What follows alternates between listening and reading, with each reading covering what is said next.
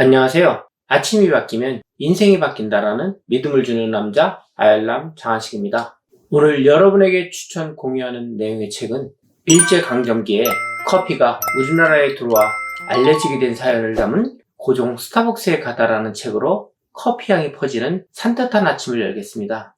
다방이란 커피숍이 일부 특권 계층의 유한 계급 사람들만으로 출입이 국한되었다면 1927년 종로 관운동 입구 3층 벽돌집 1층에 카카듀라는 다방이 문을 열게 되면서 서구에서와 같이 우리나라도 커피가 예술가들의 삶 속으로 파고들기 시작했다. 이 다방의 주인은 우리나라 최초의 영화 감독이자 소설가, 동화를 쓴 이경선이었다. 카카듀는 우리나라 사람이 경영한 최초의 다방으로 볼 수 있다. 이경선은 아리랑과 한국 최초의 문예영화라 할 수 있는 벙어리 삼룡이를 제작한 나윤규를 길러내기도 하였다. 카카듀는 이경선이 하와이에서 돌아온 미모의 목사딸과 동업 형태로 경영을 하였는데 당시 젊은 사람들은 하와이에서 살았다는 이 미모의 여인으로 인해 가슴을 태우며 잠을 이루지 못하는 일이 많았다고 한다. 사람들은 카카듀란 다방의 이름이 어떤 의미를 지니고 있었는지에 대해서도 무척 호기심이 많았는데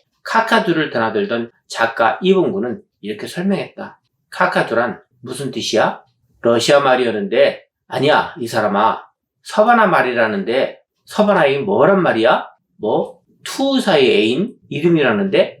이런 말을 제멋대로 주고받게끔 실내장치 이상으로 카카듀라는 이름은 손님들의 머리를 아프게 했다. 사촌형을 따라 이 다방을 찾아왔을 때는 홍한 소년인 나는 기묘한 실내장치보다는 이 집 마담인 여인의 눈동자 때문에 얼굴이 붉어지고 가슴이 설레였다. 사춘기 나는 카카듀의 멋진 여인 때문에 한동안 나더러의 고민이 있었다. 이것이 바로 어제 일 같은데 30여 년의 세월이 흘러 내 나이 벌써 50이 넘었다. 나는 기어코 카카듀의 이름 뜻을 알고야 말았다. 이 씨에게서 직접 들었다는 사람 입에서 카카듀는 불란서 혁명 때 경찰을 눈에 피해 모이는 비밀 아지트의 술집 이름인 하나가 바로 이 카카듀라는 것이다. 그 시절 이 씨가 허구많은 이름 가운데 세세대 혁명 동지들이 남몰래 모여 마시던 술집의 이름을 하필이면 따다 붙였는지 그 뜻을 짐작하고도 나무나 어쨌든 이 씨는 세세대 세사조의 선각자이기도 했다. 그러나 경영에 능치 못한 이 씨이고 다객도 그리 흔치 못한 때라 불과 수개월에 문을 닫고 이 씨는 사회로 가고 그 문제의 꽃 같은 여주인의 행방은 알 길이 없다. 카카듀는 이경선이 직접 차를 끓여 유명하였는데 방학을 이용해 동경에서 귀국한 해외 문학파들에게는 아지트나 다름이 없었다. 이후에도 해외 문학파는 단골을 정해놓고 다방을 드나들면서 다방 취미라는 새로운 취향을 퍼뜨리는 데 기여했다. 또한 이경선의 취미를 반영하듯이 인도풍의 실내장치에다 커피 포대인 마포를 벽지로 그 위에 봉산탈춤이 가면을 걸어놓고 간판 대신에 붉은색을 칠한 바가지 3개를 걸어놓아 서울 거리에서 한층 이채롭게 보였다. 카카듀를 시작으로 우리나라 사람이 경영하는 다방은 계속해서 늘어나기 시작했으며 이러한 일은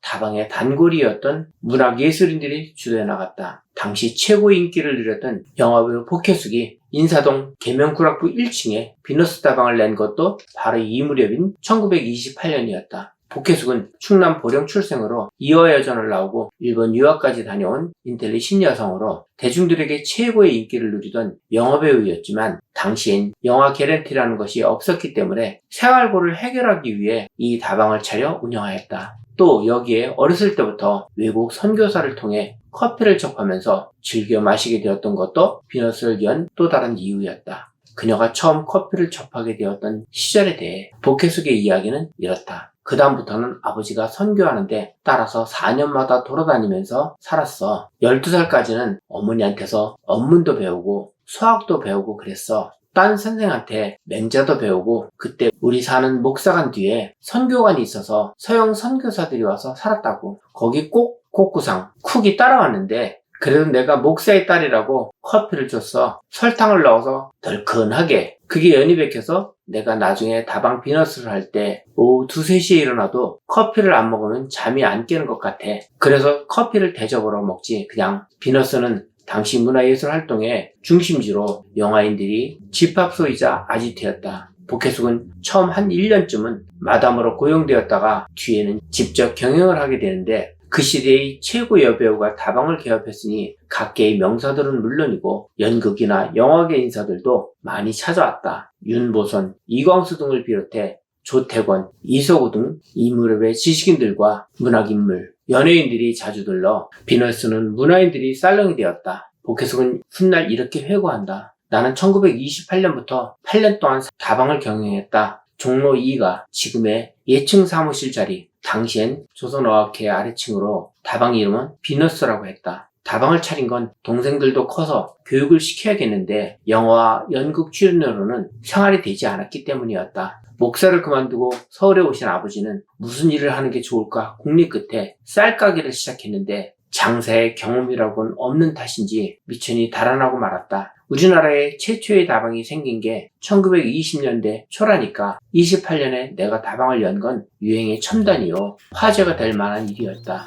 4인용 탁자 12개를 놓아 좌석이 60개쯤 되었던 다방 한가운데는 석고로 된 미로의 비너스상을 놓아두었다. 한 달에 20원. 집세를 내고 당시 쌀 한 가마에 68원 정도 커피값은 처음엔 5전이었는데 8전으로 올랐다가 나중에 10전까지 받았다. 또 처음엔 커피만 팔았지만 나중엔 바를 겸해 요즘의 주간다실, 야간 살롱과 같은 영업을 일찌감치 한 셈이다. 술을 팔게 된 건 우리 집에 노상 드나들던 연극 영화인들이 제작자와 얘기를 하려면 술을 마셔야 하는데 아예 비너스에서 술까지 팔면 어떻겠느냐고 해서 시작되었다. 양주 칵테일과 당시 최고급 정중인 백학의 오징어를 잘게 썰어 간장과 버터를 곁들여 상당한 인기를 끌었다. 다방 손님은 대부분은 연극 영화인이었으나 그 외에 신문기자, 학생 등 각 방면에 소위 인텔리들이 폭넓게 드나들었다고 한다. 다방을 시작한 게 24세 때였으니까 지금 생각하면 새파란 나이였는데 나는 손님들에게 꽤나 아나무인격으로 굴었다. 잘난 심부름도 가지각색이었다. 차값,